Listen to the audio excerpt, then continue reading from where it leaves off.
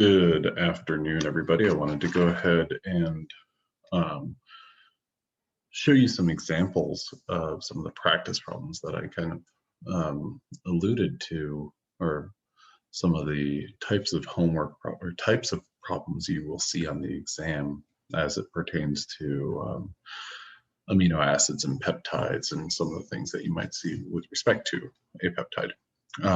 So at any rate, I wanted to go ahead and walk through a couple of these problems, basically how you should approach them and, how to answer them and what's sort of expected that you know of them. Okay, so the first thing I need to do is I need to make sure that my stylus is going to work. Okay, good. We're good there. All right. So I'll draw your attention to the right-hand side of the page, or the right-hand side of the screen.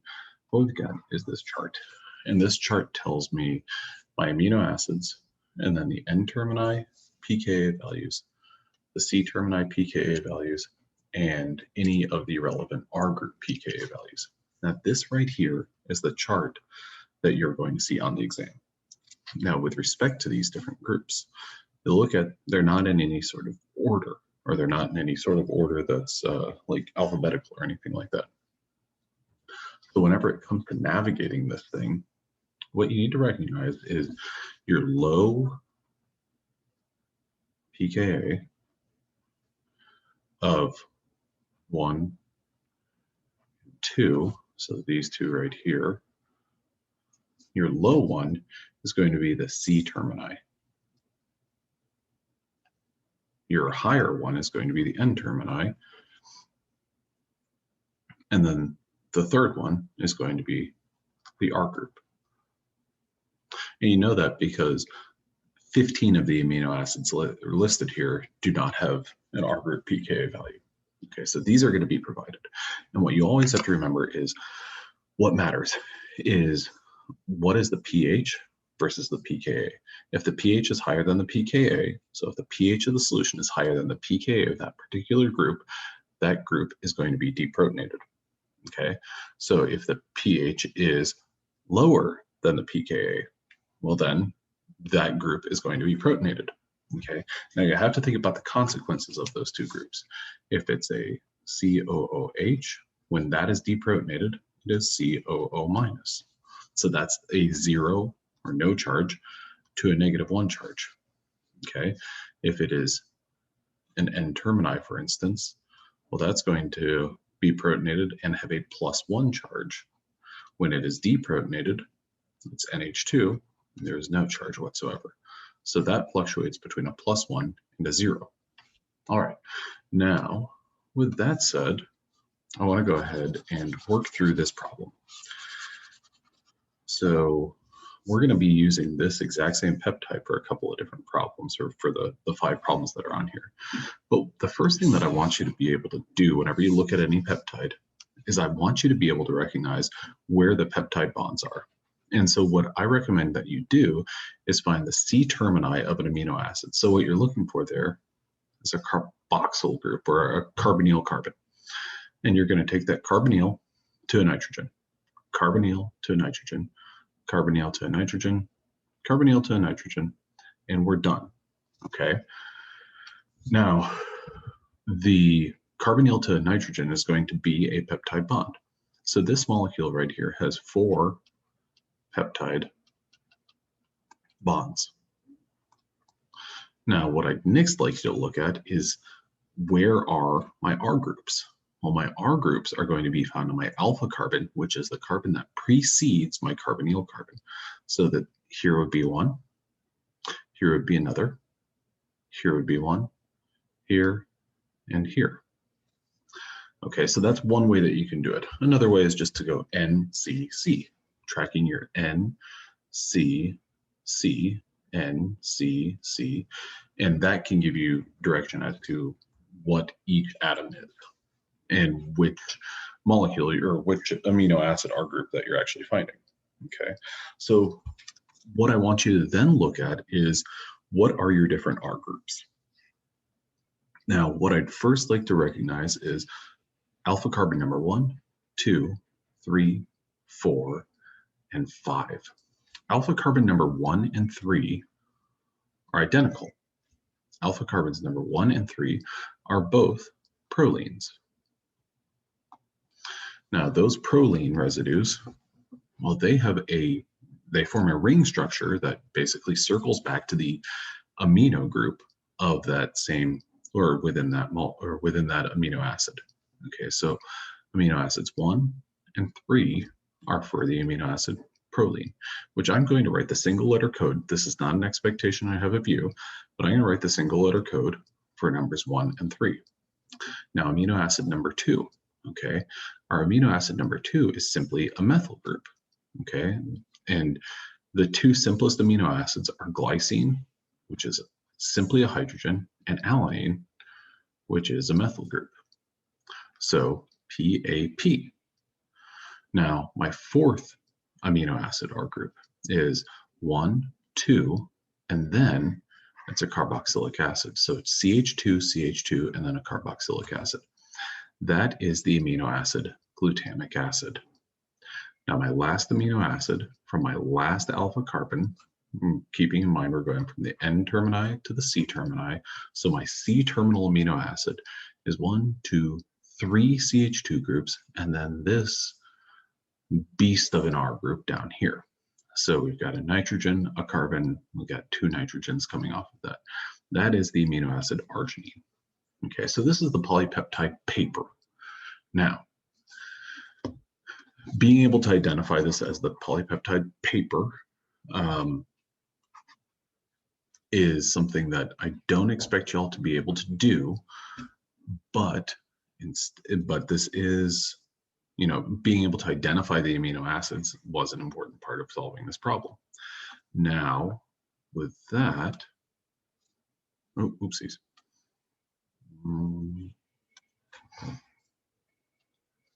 Now, with that in mind, let's go ahead and, you know, more or less approach this problem. So we've identified our amino acids. Now the question is, which of our R groups and which of our C termini, or which of our pKa's matter? Which pKa's do we actually care about? If we look at the amino acid proline, proline has 2 pKa values. On the C termini, it's 1.99, and on the N termini, it's 10.60. Now, we do not care about the C terminal pKa value of proline because of the fact that, well, it's wrapped up in a peptide bond there and in a peptide bond there. So we never care about this 1.99. So I'm going to go ahead and cross that out. Now, do we care about the N-terminal pKa value? Yes, we do. 10.60, because this group is not involved in any bond and it can be ionized, so it can be deprotonated, so it can go from that NH2 to an NH and lose that positive 1 charge. Now, as we think about our other proline, well, the N termini of that is wrapped up in a peptide bond, so we don't care about that. Okay, so we've got the N termini of proline. Do we care about either the 2.34 or 9.69 of alanine? No, we don't, because those are both involved in peptide bonds, right here and here. So we don't have to worry about those being ionized. Now, next up, so basically we've accounted for PAP. Now our fourth amino acid is glutamic acid. Do we care about the N-terminal pKa value? No, we do not. We do not care about that because it's wrapped up in a peptide bond. The C-terminal pKa, we also don't care about that because that's in a peptide bond. What we do care about, however, is our 4.25 pKa value right here. That glutamic acid 4.25 pKa value, we do care about that because that can be ionized. Now, the last amino acid is arginine. We do not care about the N-termini because that's in a peptide bond. We do care about our R group, 12.48, and we do care about our C-terminal group, 2.17. And the reason that we care about that is because, or the reason that we care about those two groups is because they're not involved in any sort of bonds. They can be protonated or deprotonated based on the environment that we're in. Now, this question asks us, the polypeptide shown above is at what approximate pH? So based on how it's represented here, what is the pH? Now, what we need to do in order to answer that question is look at our different groups and look at our groups that can be ionized.